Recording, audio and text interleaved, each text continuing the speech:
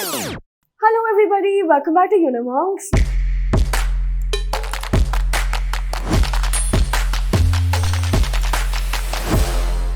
My name is Padmanjali Chauhan and I'll be teaching you for the CUET History Domain. In today's episode, in today's video, we are going to continue with the third part of the seventh unit of our seventh unit of our syllabus, which is about the Vijayanagara Empire, alright? And imperial capital, Vijayanagar. Okay, so today we're going to start by talking about the Rayas and the Nayakas. So you know the Rayas were the rulers, right? Were the kings. So Krishnadevaraya, right? Harihara, Bukka, they were all the kings. So they were the Rayas of the Vijayanagara Empire. But apart from them, there were these military chiefs called the Nayakas, okay? They also exercised power. Rayas weren't the only one exercising power in the Vijayanagara Empire. The Nayakas did so as well, okay? Now, Nayakas moved from one place to another, okay? So, and these postings that they got were given to them by the Raya himself, okay? So, at one point, they're living over here and let's say in a couple of months or a year later, they'll be asked to move somewhere else, okay? Now, these Nayakas had a sort of fan following, okay? Let's say it like that, okay? They had a fan following. The people who lived in these areas, they were really attached to the Nayakas themselves, okay? Because they were sort of their local leaders, right? The local leaders who would take their problems and solve their problems and take up bigger matters, these issues up with the Raya himself, right? So he was a sort of representative for them, right? So these Nayakas, when they moved from one place to another, the peasants of the area and other people also accompanied him, okay? These folk, now they were more popular, they were especially popular because they spoke the local languages, Telugu and Kannada, both of them, okay? Now, the Amar Nayaka system is very similar to the Ikta system. Now, if you want me to do a comparison between the Ikta system of the Mughal Empire and the Amar Nayaka system, you let me know, okay? Sorry, Ikta system, not of the Mughal Empire, of the Sultanates, the Ikta system of the Sultanates and the Amar Nayaka system, you let me know. Okay, I will make a comparison video of this so that you are able to better understand how these two are so similar to each other.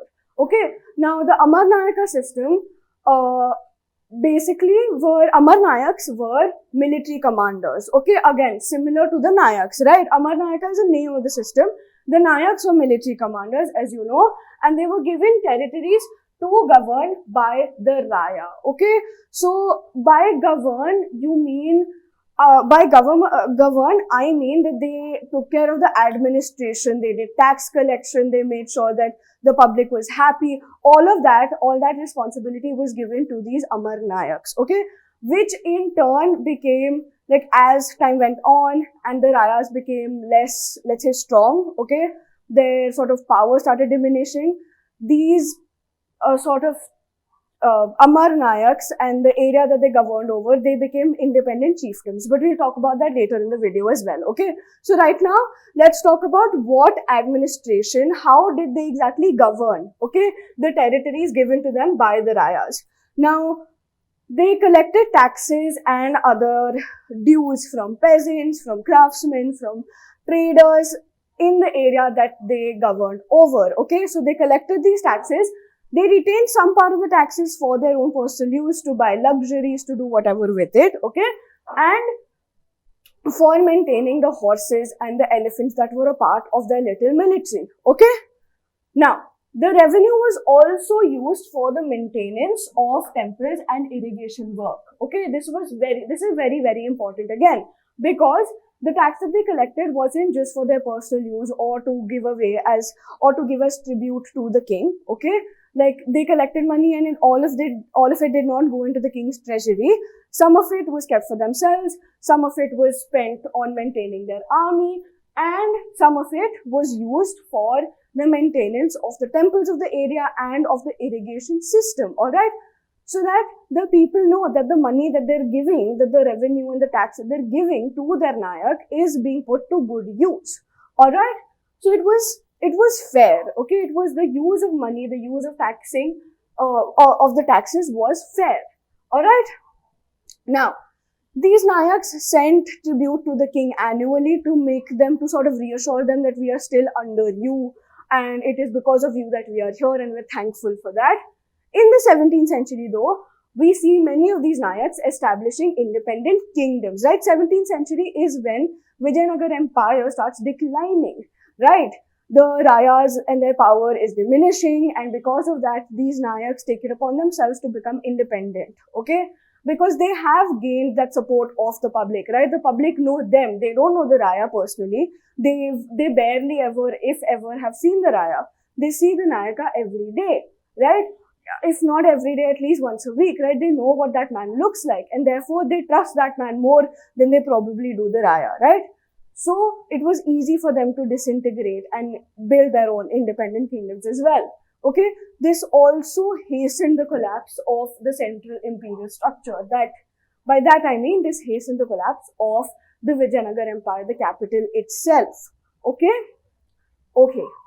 Now, if you're liking what I'm teaching you so far, scan this QR code and download the Unimonks app. Okay? Through this app, I will, as a history teacher, give you organized study material. Now, this is not just for me, okay? I'm not the only one who's going to be doing this. Other domain subject teachers like Namra ma'am for sociology, Ayush sir for biology, Sonal ma'am for chemistry, right? Vinayak sir and Manish sir for GT, all of us will compile our specific domain subject study material and we will put it up on the app, okay? So that it's easier for you to prepare for CUET 2024, okay? Apart from this, we'll be giving you online tests and assignments again to prepare you for the types of questions that come in these exams, in CUET, okay? And finally, it will also give you an option to have a live chat with us, your mentors, okay? So whatever doubts, whatever queries, whatever anxious thoughts you have, you can discuss them with us and we will help you out, okay? We will help you to solve those doubts. We will help you to get rid of your anxious thoughts so you can concentrate on your studies and clear CUET 2024 with bright colors, okay? Apart from this, apart from downloading the app, also follow us on our Instagram, okay? Ask your parents to follow us on Facebook because I know for a fact none of you are on Facebook. So ask your parents for their sort of reassurance to follow us on Facebook so they know that their child's education is in good hands, okay? Facebook, subscribe to the YouTube channel. The video you're watching right now, there's a little red button right below it. Click on that, subscribe to our channel, okay? So you are become a part of the Unimonks community, alright? And finally, join the Telegram group. On this Telegram group, we might not be available 24/7 on the app, but on this group, we'll be there 24/7 for any doubts, queries, anything you have to ask us, okay? Whether it's CUET related, whether it's domain subject related, anything and everything. Okay? Perfect. Now, let's move on to our chapter, continuing on with our chapter, the capital and its environs, okay? So, let's talk about what the capital was like, how was it built, how was it so systematic, right? Everybody says that the Vijayanagara Empire was very systematically built. It was very, like, the structure, the planning that went into it was very, very systematic. Now, how was it like that? And why do people say this, okay? So, first we'll talk about the waterworks system, okay? A natural basin was formed around the Tungabhadra river. We all know this. It is, the Vijayanagara Empire the Tungabhadra river was a part of the Vijayanagara Empire, right? Now, the embankments along the streams, so they created sort of like natural reservoirs, okay? So where water could be stored, okay? This is the stream, there's an embankment here, and water could be stored here. So it was like a sort of like a natural water storing system. Apart from this, because this was one of the most arid regions of the peninsula, of the subcontinent, arrangements were made for storage of water, okay? Because you know that their agriculture was also very, very flourishing. Now, if it's an arid region, how were they able to make it So how were they able to make their agriculture so flourishing? It was because they put their mind into making canals, reservoirs and tanks, everything, so that their farmers would not suffer, okay?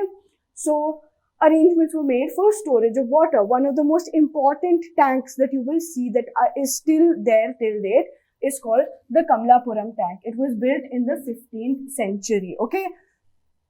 Apart from this, you have the Hirya Canal. Okay, I've spoken about the Hirya Canal in one of the short videos, okay, where I've given you specific details about what it was.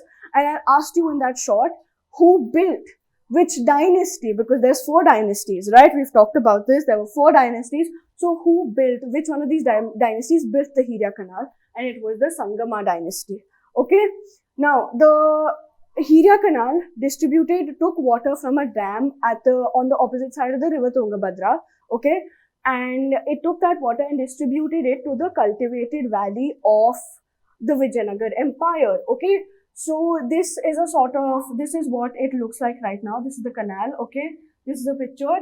In your textbook, it is a little different, okay. It looks a little different because it's not as green, that area at that time. This picture is a little different. It looks more green. It's because now that area is better preserved, okay? Because this Hirya Canal is a very important part of India's history, right?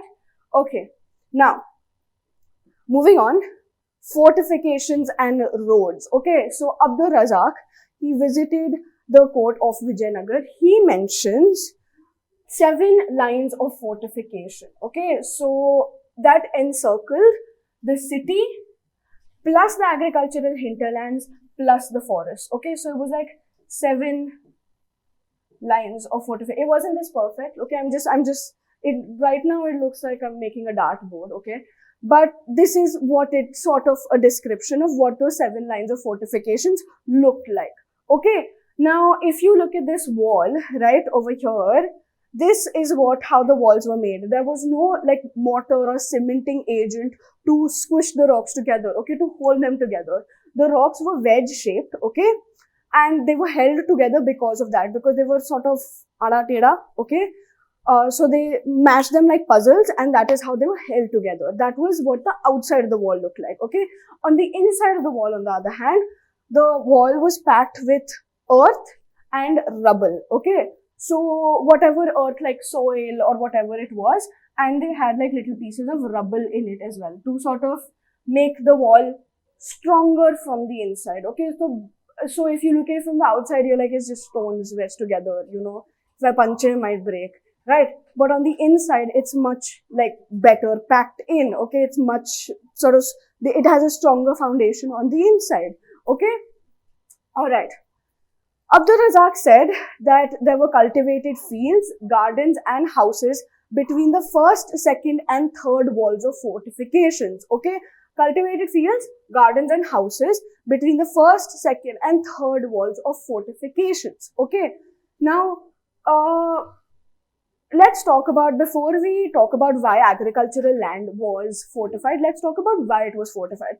Now, when a ruler is trying to attack another kingdom, okay, when 2 kingdoms are fighting, the first place that they're going to attack, that the enemy ruler and his armies are going to attack, are the agricultural fields, so that they stop agricultural production, so that the food that they're getting from these fields does not go inside the urban center, okay, does not reach the bazaars, does not reach the people, okay. Now, by fortifying these fields, the Vijayanagar rulers sort of protected, like they made a heavier investment, obviously they did, okay. It is a much costlier investment to do this, but they made that investment, and when they were attacked, their agricultural fields weren't harmed, okay, because they are fortified within the walls, okay. So they were better protected. So whenever they fought wars, they were not, like food supply never ended, okay. Understood? I hope you did. Alright. Now, Pius described what was growing in those fields, okay. So Abdur Razak talks about cultivated fields. Now, Pius describes what was growing in there. So he says that there was rice being sown, I'll just erase this. Pius says that there was rice being sown in the area and there were beautiful gardens and there was lots of water, okay?